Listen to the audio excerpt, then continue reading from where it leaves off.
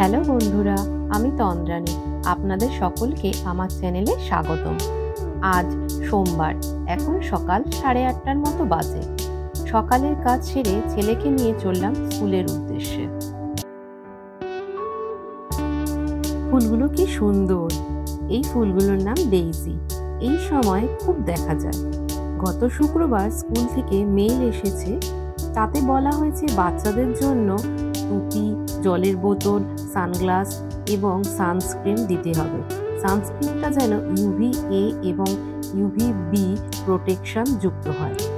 টিচাররা বাচ্চাদের বাইরে খেলতে নিয়ে যাওয়ার আগে ক্রিমটা লাগিয়ে দেবে। এই সময় রোদটা খুব কড়া হয়, তাই ত্বকের জন্য একদমই ভালো না। দেখুন, এটা আবার কি সুন্দর ফুল, তাই না? সুইডেনে প্রি স্কুলে বাচ্চাদের বয়স সীমা 1 থেকে 5 বছর। এই স্কুল সকাল 8টায় খোলে, আবার বন্ধ হয় বিকেল 5টায়। ভাবছেন হয়তো এতক্ষণ কেন খোলা থাকে? সুইডেনে যেসব মা ও বাবা দুজনেই চাকরি করে বা কেউ পড়াশোনা করে, তাদের বাচ্চাদের স্কুলে সকাল 8টা থেকে বিকেল 5টা পর্যন্ত রাখা যায়। এখানে এই সুবিধাটা আছে। আমরা চলে এসেছি বাস স্ট্যান্ডে। বাসে করে স্কুলে যেতে হয়, কারণ স্কুলটা আমাদের বাড়ি থেকে অনেকটা দূরে।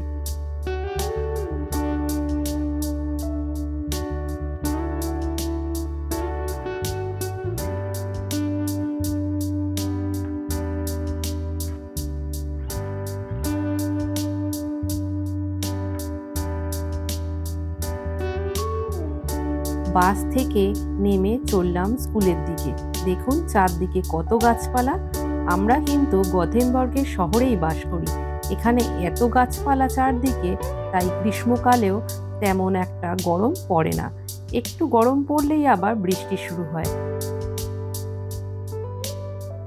স্কুলগুলোতে বাচ্চাদের 3 বার খাবার দেওয়া হয়।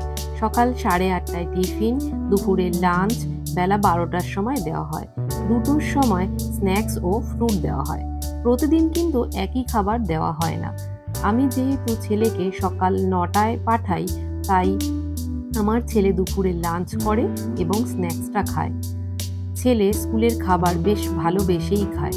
কখনো কখনো আবার বাড়িতে এসে আমাকে বলে, এরকম করে বানিয়ে দাও। প্রি স্কুলে আবার 2টো ভাগ আছে। একদিকে 1 থেকে 2 বছরের বাচ্চারা থাকে, অন্যদিকে 2 থেকে 5 বছরের বাচ্চারা। এই স্কুলটাতে ছোট বাচ্চাদের বিভাগটার নাম হলো হুমলান এবং বড় বাচ্চাদের বিভাগটার নাম মাইরন। ছোট বাচ্চাদের বিভাগে দুপুরে লাঞ্চের পর সব বাচ্চাকে ঘুম পাড়িয়ে দেওয়া হয়। আমার ছেলে 2 বছর থেকে স্কুলে যায়, তখন ওকে স্কুলে ঘুম পাড়িয়ে দিত। প্রতিটা বাচ্চার জন্য আলাদা আলাদা ছোট ছোট গদি আছে। বাচ্চাদের ঘুমানোর সময় গায়ে দেবার জন্য চাদর বা কম্বল বাড়ি থেকে দিয়ে দিতে হয়। আমরা চলে এসেছি স্কুলে। সত্যিকারে বলতে গেলে এখানে বাচ্চাদের খুব যত্ন করা হয়। টিচাররা বাচ্চাদের কখনোই বকেন না, কোনো দুষ্টুমি করলে বুঝিয়ে বলেন, যাতে বাচ্চারা পরে আর ওই ধরনের দুষ্টুমি না করে।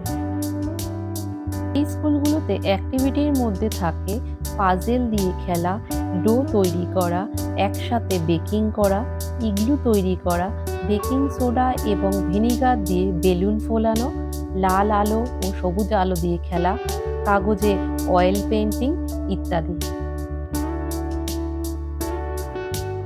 স্কুলগুলোতে বাচ্চাদের মধ্যে কোনো ভেদাভেদ করা হয় না। ছেলে মেয়ে সবাই সমান সুযোগ সুবিধা পেয়ে থাকে। বাচ্চারা প্রি স্কুলে খেলার মাধ্যমে শিক্ষা গ্রহণ করে থাকে।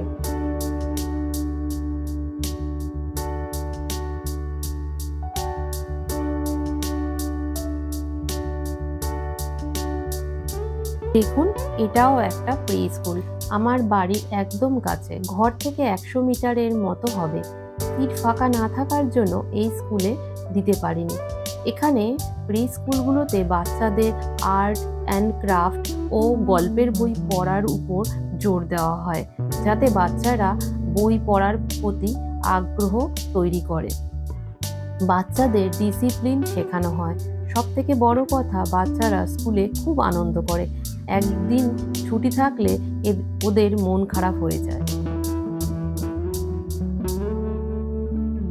আমার বাড়ির সামনে এই ফুলগুলো ফুটে আছে। সুইডেনে বসন্ত থেকে গ্রীষ্মকাল পর্যন্ত নানা ধরনের ফুল ফুটতে দেখা যায়। কিছু কিছু ফুলের তো আমি নামই জানি না, কিন্তু দেখতে খুব সুন্দর লাগে।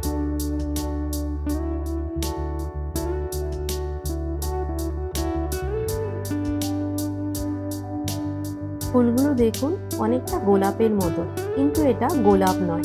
এই ফুলটার নাম পিওনি। বাড়ি এসে হাত পা ধুয়ে সবজি কাটতে কাটতে ভিডিও করছি, কিন্তু পরে আমি দেখি ভিডিও অনই করিনি।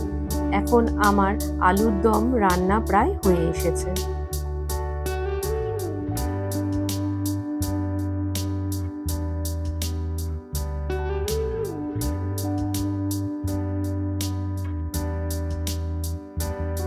চলুন আপনাদেরকে দেখাই আমাদের লিলি গাছগুলোতে কত সুন্দর ফুল ফুটেছে। আগে একটা ভিডিওতে আমি দেখিয়েছিলাম লিলি গাছের বাল্বগুলোকে কিভাবে বসানো হয়েছিল। সেই গাছেই এত সুন্দর ফুল ফুটেছে। ফুলগুলো জানলাটা পুরো ভরে রেখেছে, দেখতে খুব সুন্দর লাগছে। ফুল বেশি দিন থাকে না, আর কদিন পরেই ঝরে যাবে, তাই একটু মন খারাপও লাগছে।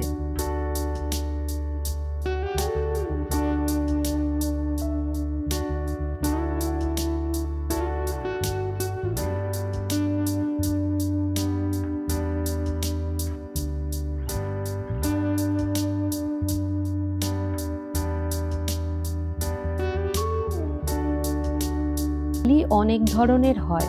আমাদের বাড়িতে যে ফুলগুলো ফুটেছে এগুলো হচ্ছে এশিয়াটিক লিলি।